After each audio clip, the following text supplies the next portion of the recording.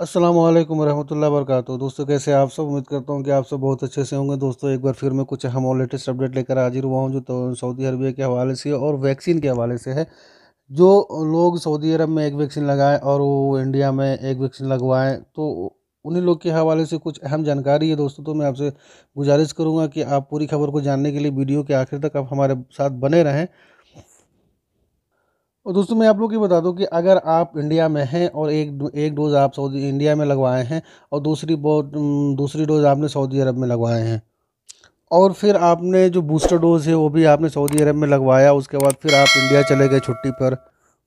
और फिर आप वापस सऊदी अरब आ रहे हैं, तो क्या इस हालत में आपको क्वारंटीन होगा या फिर नहीं होगा?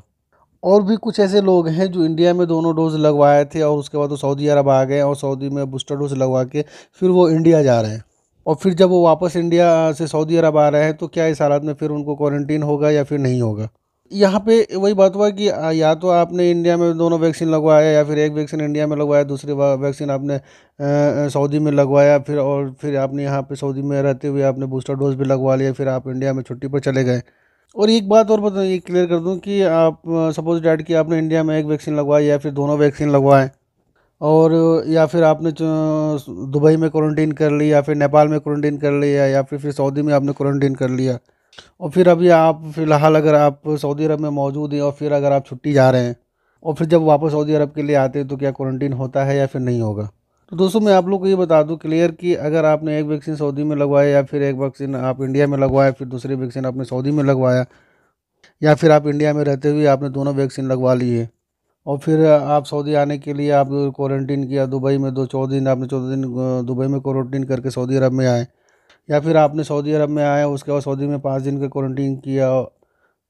तो आपको क्या करना है कि बूस्टर डोज का अपॉइंटमेंट लीजिए और बूस्टर डोज आप लगवा लीजिए। और जब आप बूस्टर डोज ले लेते हैं, तो सेहती और तोकलना से जो हेल्थ पासपोर्ट है आप अपने मोबाइल में डाउनलोड कर लें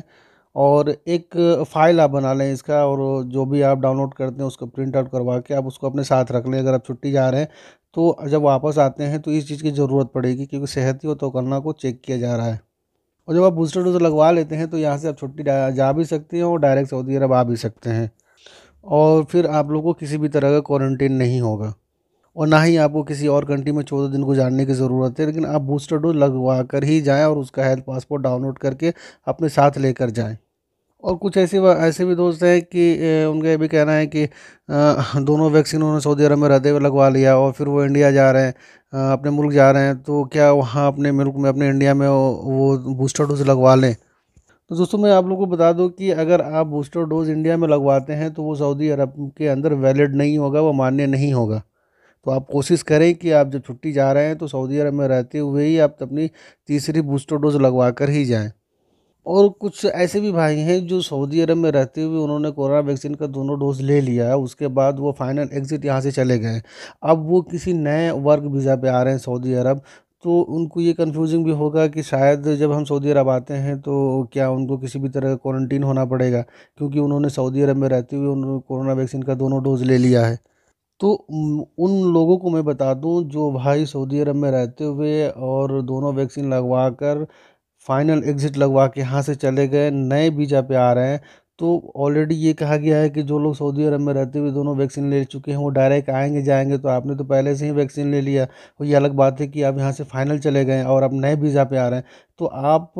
बिंदास होकर आएँ, इंशाल्लाह आपको किसी भी तरह की कोई परेशानी नहीं होगी और ना ही आपको किसी भी तरह का क्वारंटीन में रखा जाएगा, क्योंकि आपने सऊदी अरब में रहती हुई दोनों वैक्सीन लगवा ली है। उसके बाद आपने फाइनल एग्ज़िट लगवा के गए यहाँ से, तो आप डायरेक्ट जा भी सकते हैं, डायरेक्ट आ भी सकते हैं।